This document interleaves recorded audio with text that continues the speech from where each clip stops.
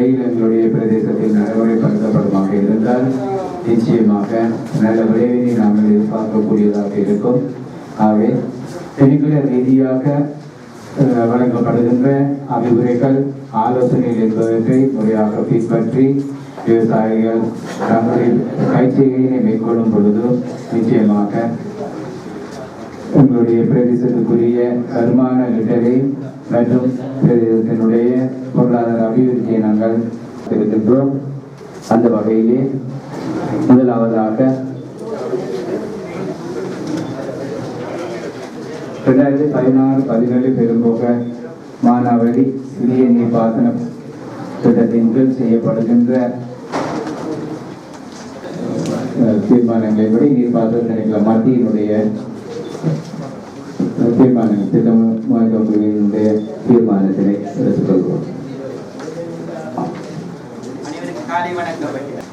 LB 34 35 36 අක්කර 757 LB 37 38 39 751 LB 37 38 39 අක්කර 750 LB 40 வளர்ந்தாத காரணத்தினால இந்த பொருந்தாம இருக்கு. வேலை இன்னும் முடியல, இன்னும் நிலையெடுப்பு கிட்டாம கிடக்குது.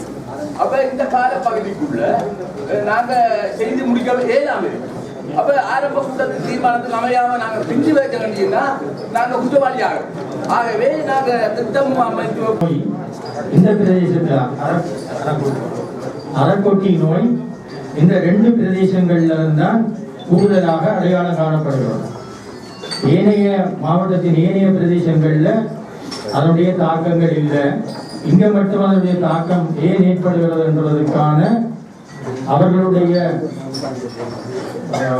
அபிப்பிராயம் என்னவென்றால் நாங்கள் பிந்தி விதைக்கிறதால தான் அது ஏற்படுகிறது என்று. ஆகவே இப்பொழுது நீங்கள் சொல்றது போல மழை பெய்கிறது பிந்தி என்ற விஷயமும் ஒன்று இருக்குது. அவை எவ்வாறு முந்தி செய்யலாம் என்று பார்க்கணும். நாங்கள் அரசாங்க உதவி அரசாங்க சொன்னது போல திட்டத்தை இதில் கொண்டு கொள்வோம். மழை வந்தால் தான் நாங்கள் விதைக்கலாம். மழை வந்த உடனே நாங்கள் விதைக்க தொடங்கணும். மற்றது கௌரவ மாகாண சபை உறுப்பினர் அவர்கள் சொன்ன அந்த விஷயம் இந்த மணல் அகழ்வு சம்பந்தமாக அது வந்து மத்திய சுற்றுச்சூழல் அதிகார சபை பார்வையில் கிடைக்கும். மண் கட்டாயம் எடுக்கப்பட வேண்டும் என்றதை